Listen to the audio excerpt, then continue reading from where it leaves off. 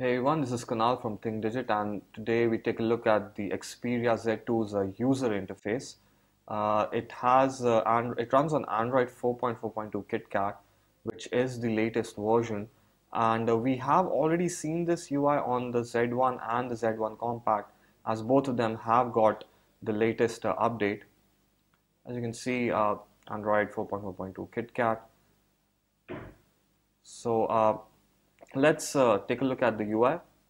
It has the Timescape UI, which Sony calls it.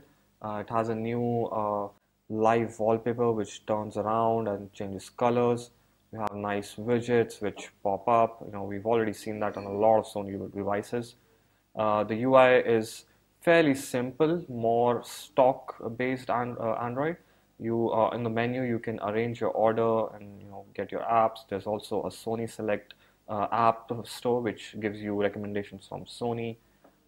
Pretty simple, pretty nothing complicated. The notification bar is pretty simple. You have two docks now. The quick settings has all your quick settings, and you can turn on Wi-Fi, you can switch it off, mobile data, and you can edit this as well, according to your needs. The UI is pretty smooth. I mean, we haven't seen any lags or any uh, uh, stuttering or applications not supporting or anything like that. Everything works perfectly fine. Even Google Now works fine. You get everything here. Let's see the settings menu. As you can see, pretty much Sony-like. Nothing new here. We've already seen them on a bunch of Sony devices, which we have reviewed in the past. So pretty slick, pretty smooth, not very heavy on skinning. Of course, we have customized icons and a bit of some apps from Sony. Of course, we have the Walkman app, which is a delight. We have Sony Live, Sony Music. You can have Track ID, which can recognize songs for you. Of course, the Walkman app, which we love. Now it also has some new features, like you have online streaming as well. Uh, the Z2 is basically a camera phone, and it supports 4K video as well. So let's take a look at the camera UI. As you can see, it's again the same which we have seen on all the Sony devices. Hitting on the quick settings menu gives you the different modes.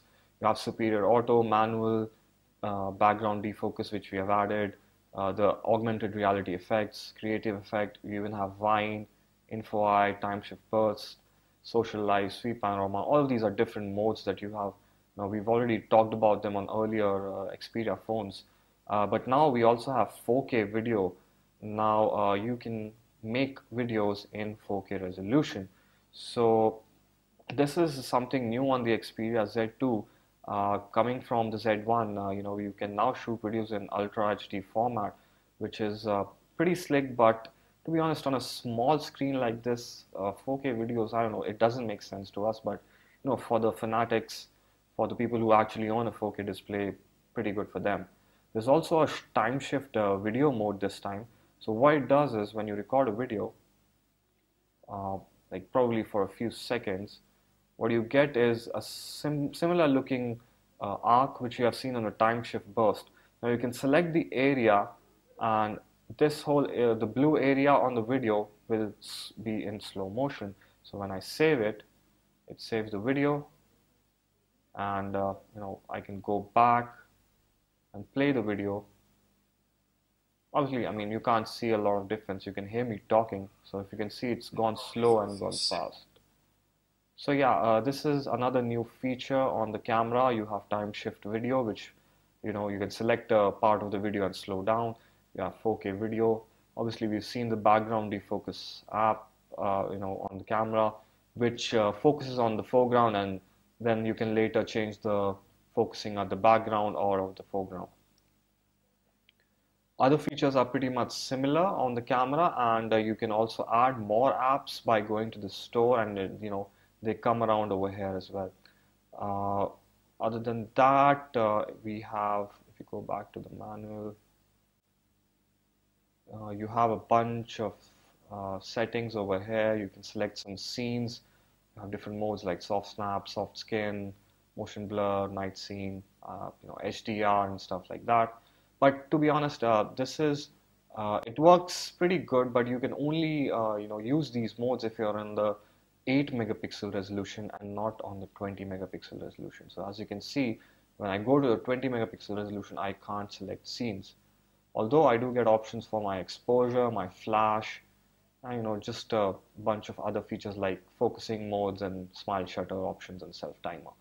So here's the camera UI, which has two new modes, which is the 4K video and the time shift burst, and the time shift video as well.